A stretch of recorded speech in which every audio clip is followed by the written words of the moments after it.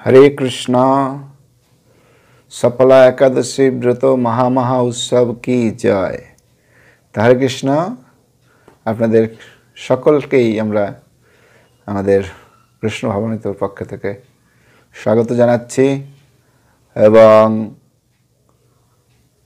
সামনেই আসছে খুব গুরুত্বপূর্ণ একটা একাদশী, যেটার নাম হচ্ছে সফলা একাদশী।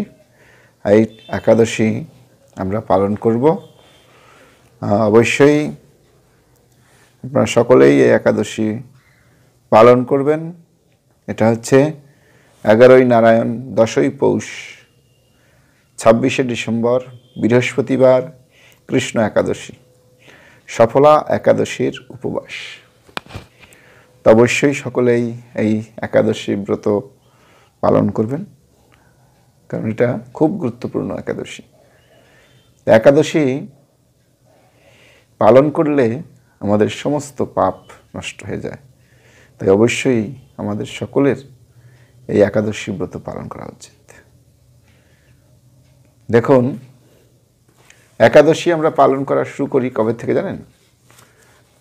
দশমীর দিন থেকে। তাই দশমীর দিন আমিষ আহার করা উচিত নয়, নেশা করা উচিত নয়, মৈথুন করা উচিত নয়, কাঁসার পাত্রে ভোজন করা উচিত নয়।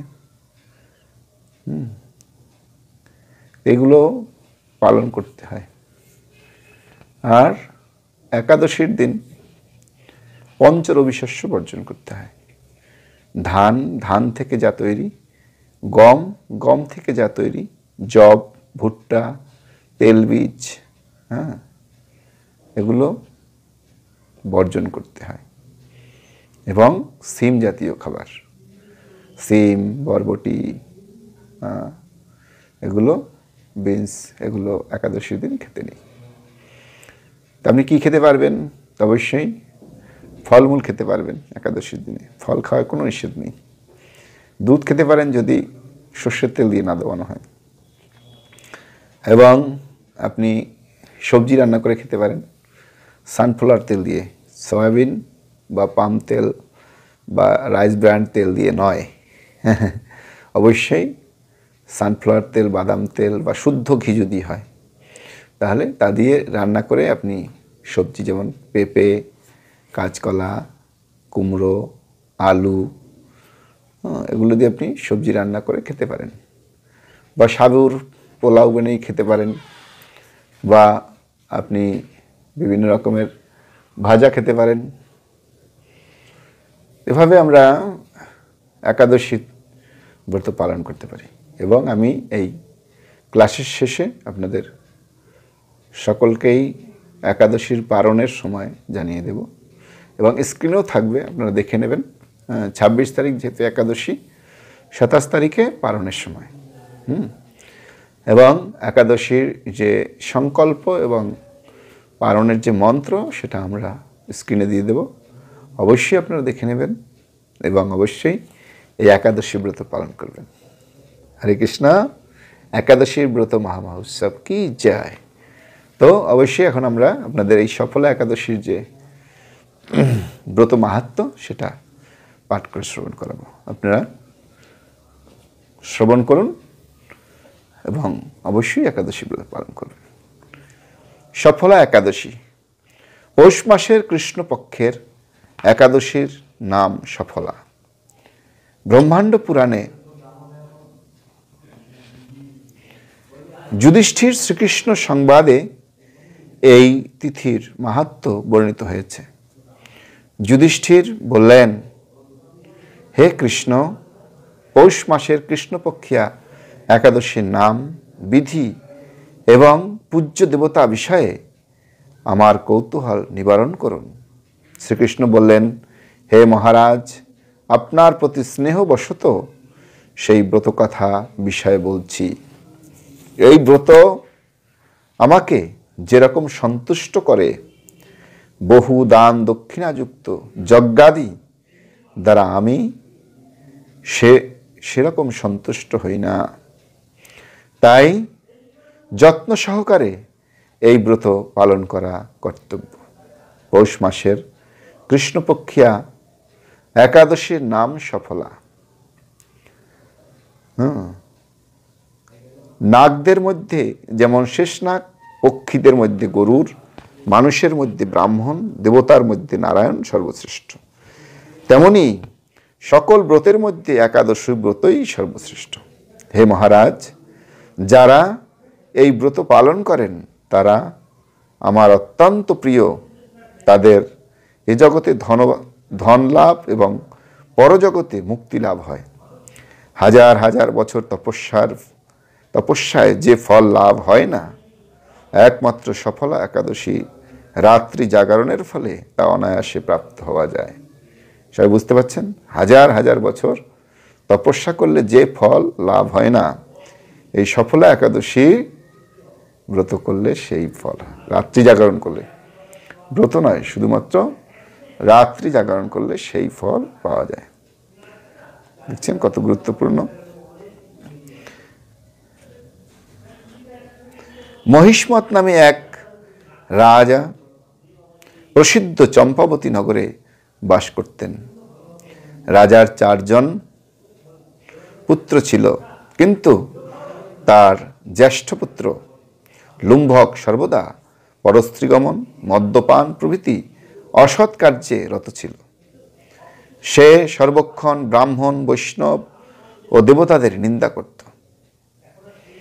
পুত্রের এই আচরণে ক্ষুব্ধ হয়ে রাজা তাকে রাজ্য থেকে বার করে দিলেন। স্ত্রী, পুত্র, পিতা, মাতা, আত্মীয় স্বজন পরিত্যাগ হয়ে সে এক গভীর বনে প্রবেশ করল। সেখানে কখনো জীব হত্যা, আবার কখনো চুরি করে জীবন ধারণ করতে লাগলেন।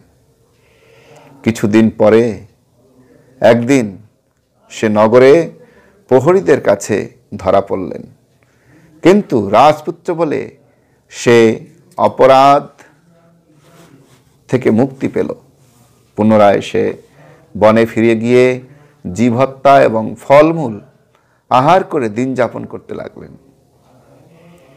ওই বনে বহু বছর পুরানো একটি বিশাল অশ্বত্থ বৃক্ষ ছিল। সেখানে ভগবান শ্রী বাসুদেব বিরাজমান বলে বৃক্ষটি দেবত্ব প্রাপ্ত হয়েছে। সেই বটতলে পাপবুদ্ধি লুম্ভক বাস করতেন। বহুদিন পর তার পূর্বজন্মের কোনো সুকৃতির ফলে সে পৌষ মাসের দশমীর দিন কেবল ফল আহারে দিন অতিবাহিত করল, কিন্তু রাত্রিতে অসহ্য শীতের প্রতাপে সে মৃতপ্রায় হয়ে রাত্রি যাপন করল। পরের দিন সূর্যোদয় হলেও সে অচেতন হয়েই পড়ে রইল। দুপুরের দিকে তার চেতনা ফিরল। ক্ষুধা নিবারণের জন্য সে অতি কষ্টে কিছু ফল সংগ্রহ করল। তারপর সেই বৃক্ষতলে এসে পুনরায় বিশ্রাম করতে থাকল। রাত্রিতে খাদ্যাভাবে সে ক্রমশ দুর্বল হয়ে পড়ল। সে প্রাণ রক্ষার্থে ঈশ্বরের উদ্দেশ্যে ফলগুলি নিয়ে, হে ভগবান, আমার কি গতি হবে বলে অশ্রুপাত করতে করতে সেই বৃক্ষ মূলে সে লক্ষ্মীপতি নারায়ণ আপনি প্রসন্ন হন বলে নিবেদন করলেন। এইভাবে সে অনাহারে এই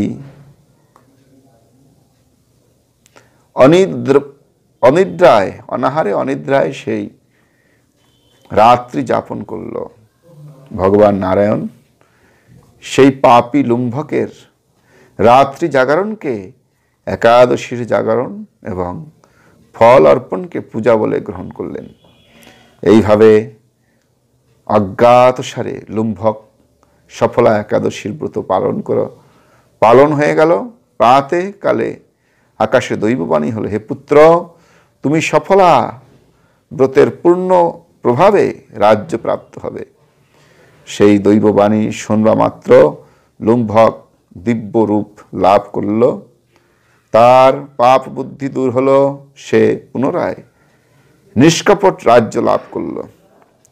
স্ত্রী পুত্র সহ কিছুকাল রাজ্য সুখ ভোগের পর পুত্রের উপর রাজ্যের ভার দিয়ে সে সন্ন্যাস আশ্রম গ্রহণ করল।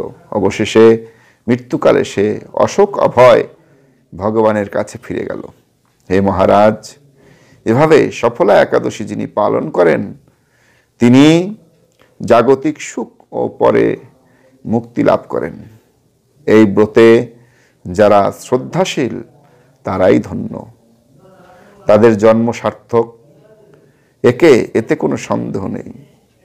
এই ব্রত পাঠ ও শ্রবণে মানুষের রাজসীয় যজ্ঞের ফল লাভ হয়। তো হরে কৃষ্ণ। বুঝতে পারলেন আপনারা যে এই ব্রত পাঠ করা, পালন করা কত গুরুত্বপূর্ণ এবং এই মাহাত্ম্য অত্যন্ত গুরুত্বপূর্ণ। তাই আমাদের সকলের কর্তব্য হচ্ছে এই ব্রত পালন করা। তাই সকলেই এই ব্রত পালন করবেন। তো এখন আমরা এই যে ব্রত, সেই ব্রতের যে আপনার পালনের সময় আমরা বলে দেব আপনাদেরকে। তো আমরা মায়াপুর এবং তার আশেপাশে যারা আছেন, তারা 27শে ডিসেম্বর পালন করবেন এবং সকাল 7টা 12 থেকে 9টা 50-এর মধ্যে পালন করবেন। যারা ইম্ফলে আছেন তারা 7টা 12 থেকে 9টা 29-এর মধ্যে পালন করবেন। যারা গুয়াহাটিতে আছেন তারা 7টা 12 থেকে 9টা 39-এর মধ্যে পালন করবেন। যারা কলকাতা এবং তার আশেপাশে আছেন তারা অবশ্যই 7টা 12 থেকে 9টা 50-এর মধ্যে পালন করবেন। যারা ভুবনেশ্বরে আছেন তারা 7টা 12 থেকে 9টা 58-এর মধ্যে পালন করবেন। যারা পাটনায় আছেন তারা 7টা 12 থেকে 10টা 5-এর মধ্যে পালন করবেন। যারা কাঠমান্ডু আছেন তারা অবশ্যই 7টা 27 থেকে 10টা 20-এর মধ্যে পালন করবেন। যারা চেন্নাইতে আছেন তারা 7টা 12 থেকে 10টা 16-এর মধ্যে পালন করবেন। যারা নাগপুরে আছেন যারা 7টা 12 থেকে 10টা 26-এর মধ্যে পালন করবেন। এবং এর আশেপাশে যারা আছেন, যেমন বৃন্দাবনের আশেপাশে যারা আছেন বা 1 ডিস্ট্রিক্ট 2 ডিস্ট্রিক্ট আশেপাশে, বা যারা ত্রিপুরা আগরতলায় আছেন তারা সবসময় আপনারা ফলো করবেন গুয়াহাটিকে। অবশ্যই এভাবে আপনারা একাদশীর ব্রত পালন করুন। যারা বৃন্দাবন এবং তার আশেপাশে আছেন তারা 7টা 12 থেকে 10টা 36 মধ্যে পালন করবেন। যারা দিল্লি এবং তার আশেপাশে আছেন তারা 7টা 12 থেকে 10টা 39 মধ্যে পালন করবেন। যারা হায়দ্রাবাদে আছেন তারা 7টা 12 থেকে 10টা 26 মধ্যে পালন করবেন। যারা ত্রিবন্দমে আছেন তারা 7টা 12 থেকে 10টা 27 মধ্যে পালন করবেন। যারা কলম্বোতে আছেন তারা 7টা 12 থেকে 10টা 14-এর মধ্যে পালন করবেন। যারা ব্যাঙ্গালোরে আছেন তারা 7টা 12-এর মধ্যে 12 থেকে 10টা 27-এর মধ্যে পালন করবেন। যারা মুম্বাইতে আছেন তারা 7টা 12 থেকে 10টা 49-এর মধ্যে পালন করবেন। যারা হায়দ্রাবাদে আছেন তারা 7টা 18 থেকে 10টা 53-এর মধ্যে পালন করবেন। যারা উদমপুরে আছেন তারা 7টা 30 থেকে 10টা 50-এর মধ্যে পালন করবেন। অবশ্যই আপনারা টাইমলি পালন করে নেবেন এবং এই ব্রত অবশ্যই পালন করবেন। এবং যারা শেষ পর্যন্ত দেখেছেন তাকে অত্যন্ত ধন্যবাদ। এবং আমার চ্যানেলটা সাবস্ক্রাইব করবেন এবং লাইক কমেন্টস করবেন এবং আপনাদের যে কোনো প্রশ্নের উত্তর আমাকে জিজ্ঞাসা করবেন, আমি চেষ্টা করব দেওয়ার জন্য। হরে কৃষ্ণ কৃষ্ণ কৃষ্ণ হরে হরে, হরে রাম রাম রাম।